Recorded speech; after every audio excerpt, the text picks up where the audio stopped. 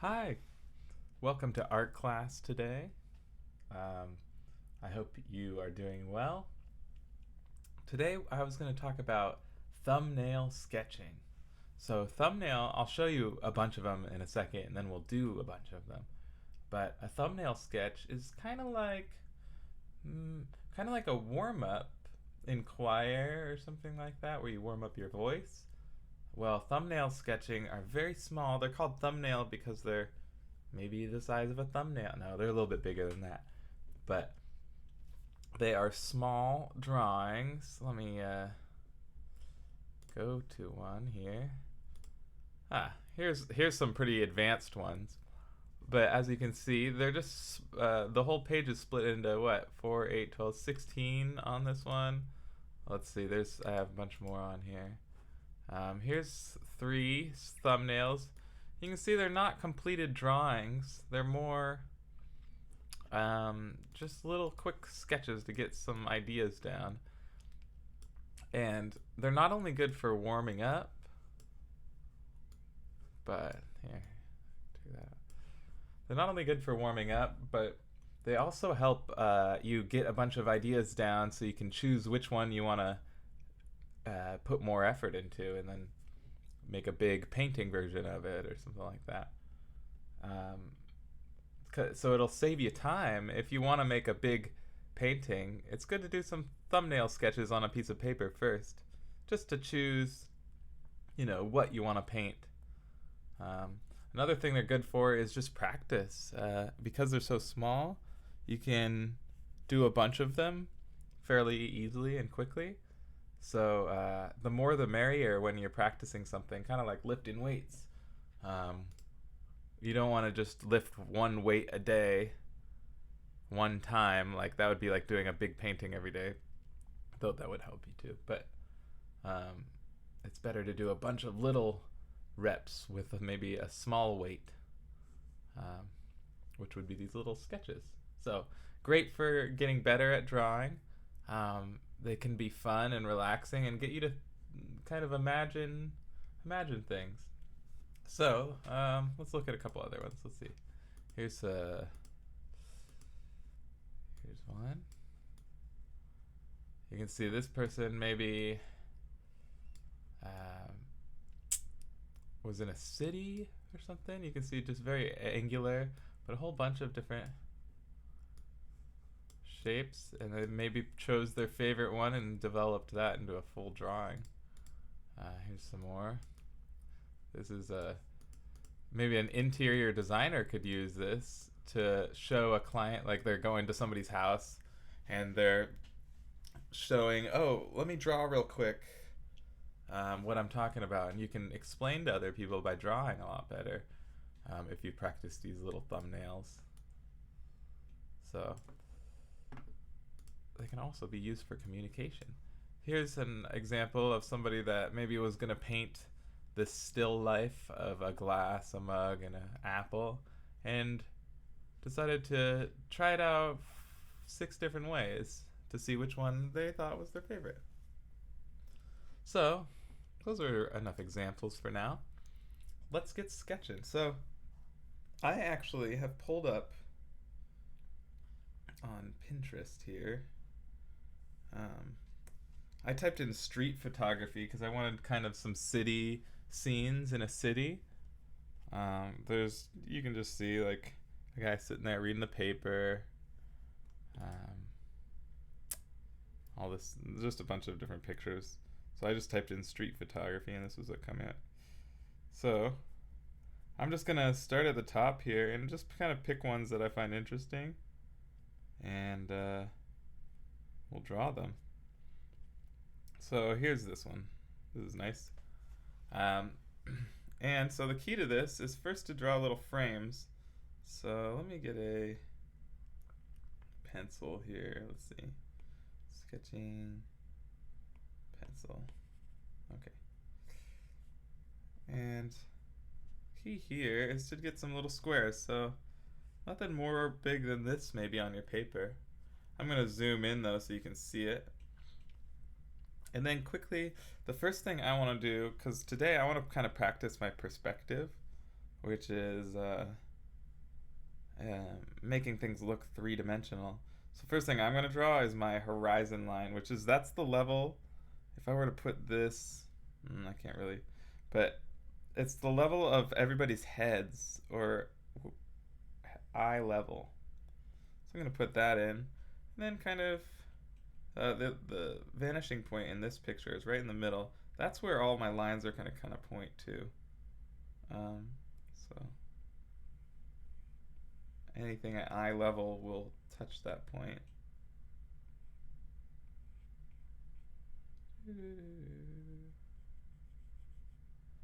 Something like that.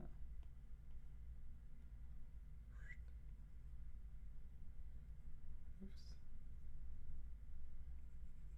And I'm just going to not do too much effort. I'm actually putting a little bit too much effort into it right now, so I'm going to speed up and just do a quick sketch of it, like so. Boom. Not being too careful, but still keeping my brain active. I don't want to just scribble on the page. Those doorways, this little doorway here, and then there's these kind of things going up. And another triangle there. Some clouds in the sky. There.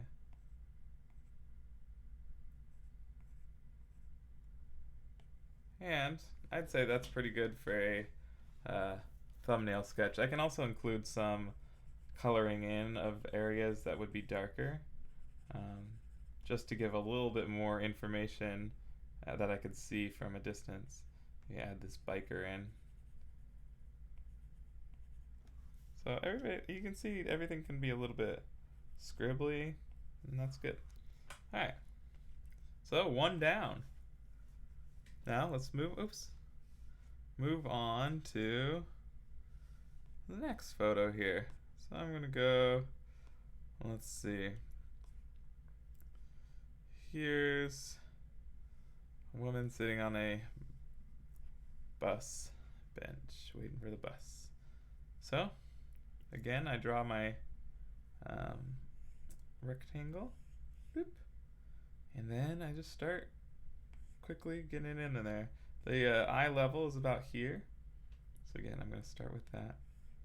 And then draw as quick as possible while still kind of being accurate and thoughtful about it. Draw this stuff. So woman on the bench, draw the bench. The bench kind of is just a one-seater thing right next to her. So another cool thing that you'll get out of doing a bunch of sketches like this, especially if you're out,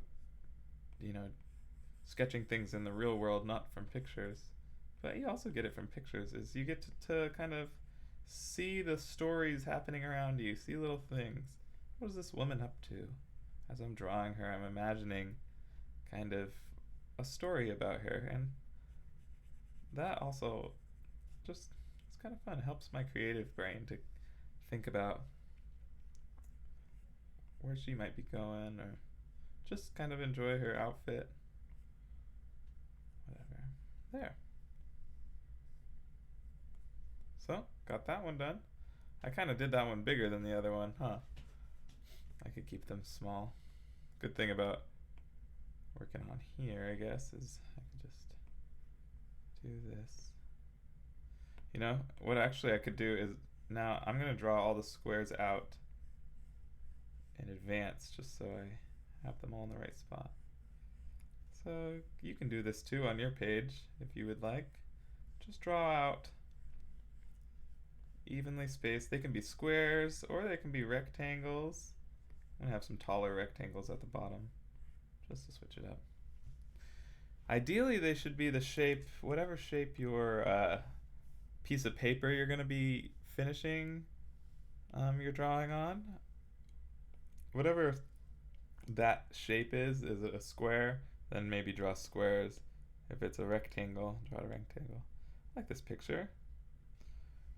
Okay, so I'm going to go down. This one's actually kind of vertical, so I got on this square. Alright, so again, eye level. So this is kind of interesting because this man in the picture, assuming it's a man, the one with the coat, his head is down here, but it looks like he's down below. Like the viewer, actually, I think whoever took the picture, their eye level's about here, and they're maybe standing on something. Are they standing on this fence? I don't know. So there's this whole dark side over here, and then this looks like you see that big bridge in the background? This could be San Francisco or something. I don't know actually. So here's the line of the fences. Like that, and then there's this bus. Again, the idea is to get this semi-accurate, but without too much fussing around. Oops. What I want to do is, let's see, make my eraser smaller. There we go. So that I can tap this. There's that sign there. And then here's the bridge in the background. It's got these kind of... Because the more of these you do, the better that and quicker you'll be when you're trying to draw something in real life, and you know, maybe it's a dog and the dog only sits still for, you know, not very long at all. So you need to be pretty quick if you're, especially with animals or people, children, to be able to draw from life. It takes a lot of practice. But even if you're working from photos, it's nice not to take all day with it. So you can get on to the fun part of coloring it in. Alright. Something like that, and then here's the man.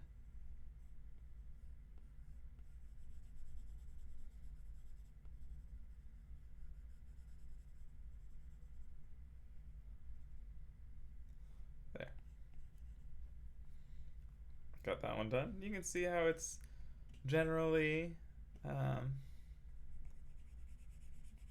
correct, but there's no details in anything, and I just kind of scribbled everything, trying to get mainly the impression of the light areas and the dark areas, because these are all really well made pictures, so they should have something to teach us with how much light areas, and how much dark areas. This is an interesting picture because the perspective is straightforward, so all the lines come in to a point here. That's called one-point perspective, because everything leads into that point, like this.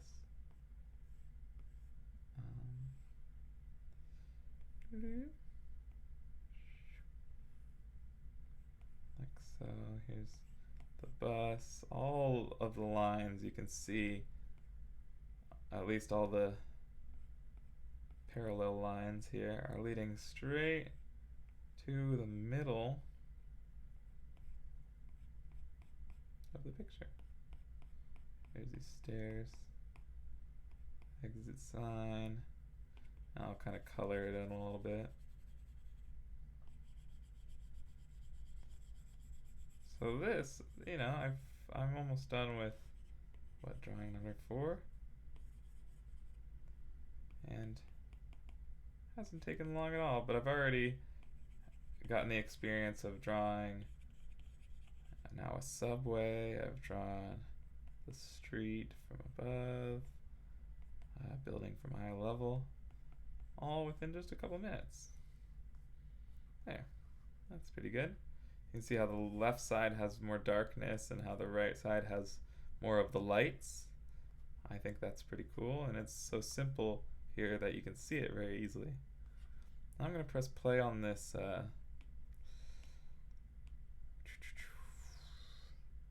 video thing to watch it all replay while I go stir some onions that are caramelizing.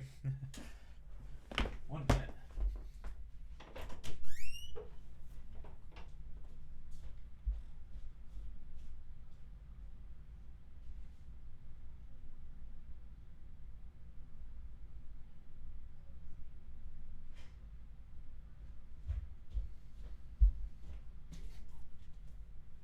Alright. I have 2 whole onions chopped up on the stove with a cast iron on very low heat, and they're slowly like turning caramelized. It's really awesome. Do it for a couple hours. All right, anyways, so I got 4 done. Let's move on. Anything can be a thumbnail. It doesn't need to be something with buildings, or could just be all animals or whatever you would like. I just wanted to practice some of this perspective stuff. Here's an interesting photo because it's so blurry, but I think it still will be fun to draw. So let's see. So this time it looks like the eye level is kind of close to the ground, which is interesting. Like the photographer maybe just ducked straight down. And since this picture isn't a square, I'm gonna have to fudge it a little bit. It won't be exactly like the picture, but here's this street lamp. And all the lines are kind of coming down like this. There's cars, cars, all this is cars. And there's these lines of the road. This arrow in the foreground, that's kind of a key part of this picture with that letter B.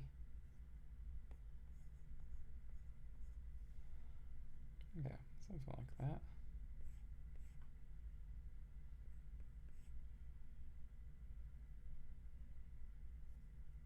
Very sharp.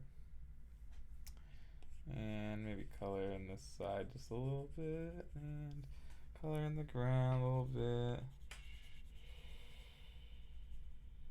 and color under here. There, that's pretty good quick sketch. It's not super clear, but that's okay. Again, this is about more rather than, it's what do you call it? Quantity over quality. There we go. Maybe I should darken this telephone pole, because that seems like an important part of the picture now that I'm looking at it. Cool. Alright, next picture. Let's see what we got. Ooh, that's cool. Oops. This is nice how it's how the lighting is.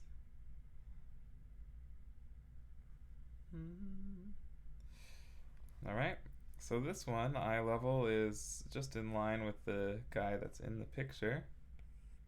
So I'm going to draw that there, and so his head will be right on the line. And his kind of feet are here, and he's leaning up against a wall, I think texting or something. Got his foot up.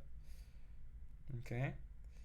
And the line that everything's leading to is on this horizontal line, but way out to the right, way out to the side.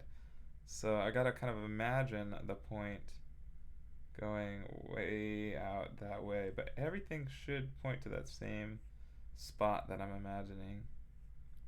All the lines on the street going that way. And there's another spot actually further out to the left as well, way out that way. So all my all the lines parallel to the building going this way should lead to that line, and the same going this way. It's kind of hard to explain, but you can see. here's the vertical line. Here's a vertical line of this corner of the building. And now all these lines of the bricks should lead subtly down to that same point that that the other one does. The only straight line should be our eye level, which is kind of cool. So that's where everything under this eye level kind of points up, and everything over this eye level kind of points down slightly. It does look like maybe this entryway is going uphill, which kind of confounds that a little bit. But essentially, that should be true. Okay, there's this big, strong shadow, isn't there? So let's just fill that in.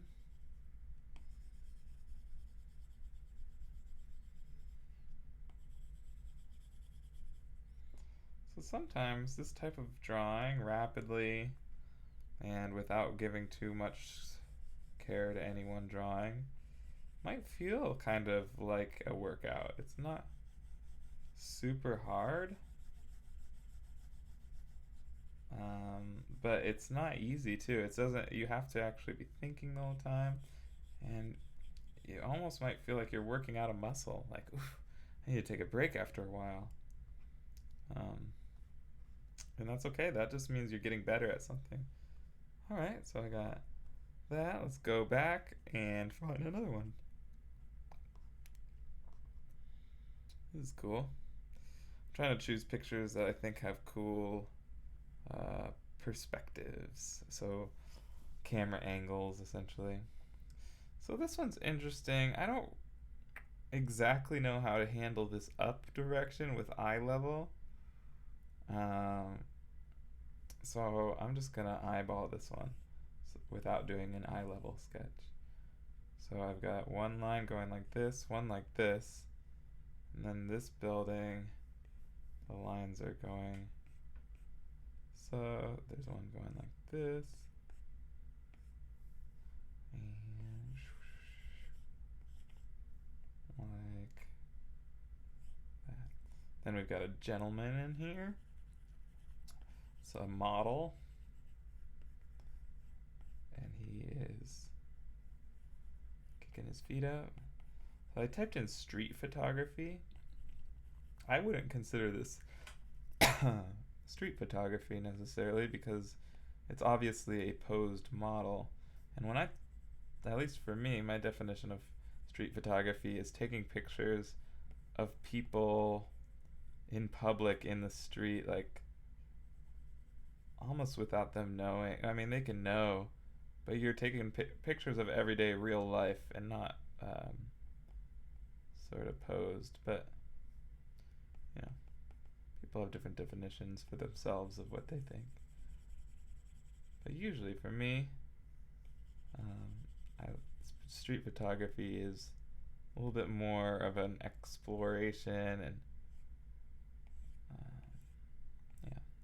Anyways, there we go. That's pretty good. Got that one in. Next. Oops. Let's type that again. Street photography. Let's go. Let's find another good one. Something interesting. There's a lot of... Ooh, this one looks interesting. There's a lot of one-point perspective, which means like this one where the point goes straight back. But I want some more at an angle.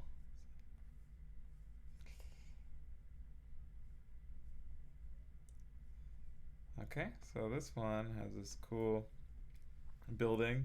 And where do you think the viewer was on this? Are they standing on the ground? No, they're pretty far up in the air, probably on a high floor on one of these buildings. So I think it's about there. So anything over this line will come down, and anything under this line should kind of point up towards it.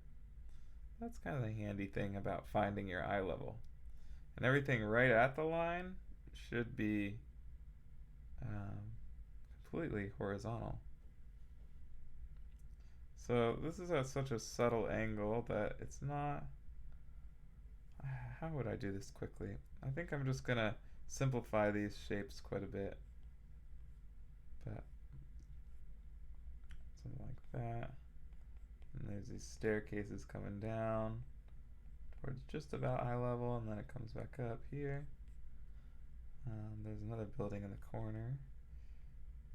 So then this comes straight down, and then everything under this should be at an angle up that way, but not quite that sharp of an angle. I'm doing a very shallow angle, but keeping it in mind. That's the thing about finding your eye level that's the most handy, is just being able to do that. Yeah. And let's see. Sorry, Ginger just came in and checked on something. There's some houses. I'm just kind of getting the rough outline on my paper so that I can visualize it, and then I will kind of color them in roughly. Okay, so I'm just gonna color in the dark building areas, something like that, and then there's this shaded side of this building too, and that's what kind of makes this picture nice, I think, is those two areas of shade, this one being sort of in the middle of the picture. There's even a little bit there. So I'd say that's pretty good for a thumbnail of this building. I don't want to get too detailed in it because I got more to do. This one's kind of interesting, from inside a bus. So eye level here, it looks like our viewer, and I can tell by this line here of the window, the viewer's head is a little bit higher than this woman's head. So he or she must be sitting up. So here's eye level of our camera person. And then the vanishing point seems to be in our picture, kind of the front of the bus there. So that's where all these parallel lines, so here's the side of the bus. Oops, a little too thick there. There. That's the lower edge of the windows.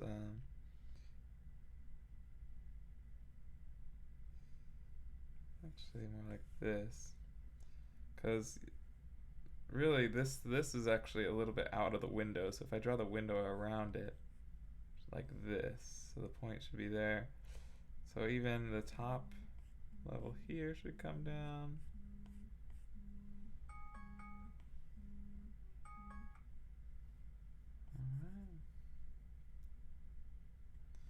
And then my verticals, this is where my windows live now, are inside these squares. So I've got a window here, got a window here, there's one in this square, and here. There's this big kind of arc top window. There's a window here, this is the one she's leaning on, but I'll draw her in after. And then we got some seats. Our seats go kind of in this direction to another point actually on the same vanishing line, but it's way off of our page. So we just gotta kind of imagine it. So these lines get steeper and steeper going up as we go back, like that. Here's the woman now. I can put her in, because I can use everything I've drawn kind of to measure where her shoulder goes up to and that sort of thing. So back of her head. Sure. And then just kind of rough in these seats. I already have the line where they're all supposed to go. There. And maybe a couple more lines on the roof. Don't really have to draw everything outside right now, but might as well get a little bit of those buildings that are out there. There's the sidewalks also parallel, and then there's some people waiting. This. Cool. So there's a picture of the bus. That's the first time I've drawn something like that.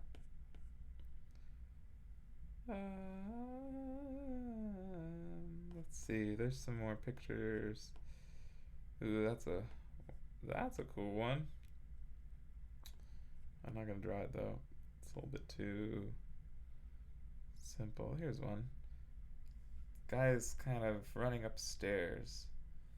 So again, it looks like our eye level is right around here, right?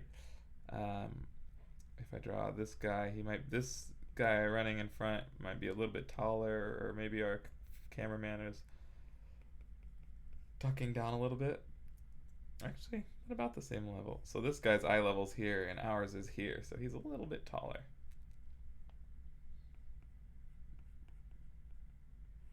And I'm just gonna rough him in here. Then there's this other guy kind of coming up the stairs like this. Okay, and I'm kind of just looking at the areas of dark and light. We've got an arc coming over the whole picture that we can darken up a little bit. Everything above that arc is dark. Whoa, rhyme. And then there's the shadow here. Kind of a shadow. A bright square around his feet. Here's the bottom of the stairs. Top of the stairs are right above that guy. Again, you can do these thumbnail sketches with any picture you want. You can thumb through a magazine. You could pause a movie you're watching a bunch of times in different spots. Sky's the limit as far as what you draw, and it doesn't actually matter too much what you draw. As long as you're just doing a bunch of them, you'll feel yourself improve. And then when you go to do a more serious piece of art, you'll be a little bit more warmed up and ready to do a great job. Alright, so I got 2 more spots on this page, so I'm just going to do them real quick. And then I think that should be enough to get you started. Whoa, that's an interesting perspective. Oops. So it gets a little more complicated when the camera's pointed downwards instead of outwards. But I'm going to just eyeball it then, because I don't really exactly know. I need to do more research on how to calculate that when things are pointed downwards, because the lines lead, at least in this, they lead down towards this location, but none of the street lines do. So I think you almost have to, yeah, I don't know exactly, but I'm just gonna eyeball it. We got the road down there. There's actually a name for the eyeball in it. I believe it's empirical perspective. I'm not positive. I think that's the word for it.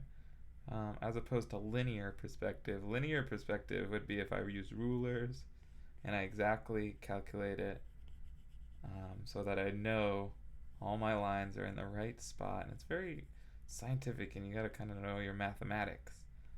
But empirical perspective is kind of keeping that in mind, but then you're just kind of guessing your best guess, and it's not so calculated. Cool. I think that's a good sketch there. It was a quick one. No, there's that little person with an umbrella. Probably should get them in there. Alright, and one more.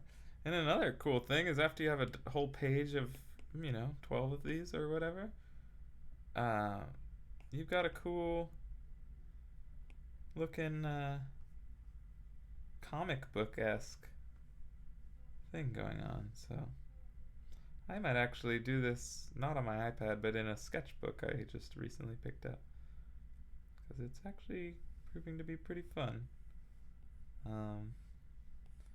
Sometimes it's fun to work out too.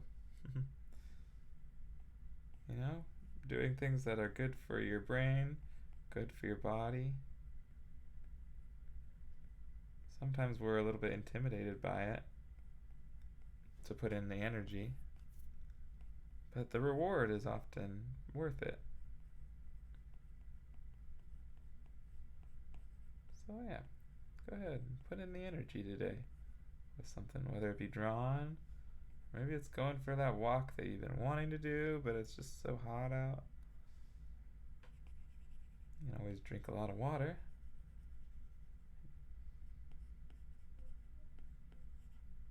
This is a little bit rougher, but you get the idea. It's the clouds. Cool. And here is my page of 12, yeah. 12 thumbnail sketches. Let's do a quick time-lapse replay. So here is this building here. Going over to the lady on the bench, and now here's this bridge scene. We've got one in a subway. Then we went to this scene with a light lamppost. We visited this guy that was under that really cool shadow. There's this model guy that was sitting at an upward angle. Here was that really complex building scene that I simplified. This was the lady on the bus.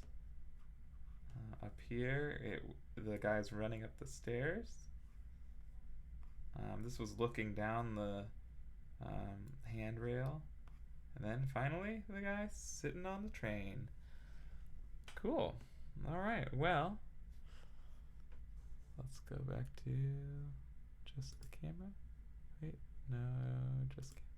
Alright, so I hope you learned something about thumbnail sketching today, and hope that encourages you to give it a go, and see if you don't notice some improvement, even after an hour of maybe doing 10 of them, or 20 of them in an hour. It might be fun to try to do just one per minute. You get them small enough that you can just do really, really quickly, even quicker than I just did. So yeah, have fun. Keep working on your craft. All right.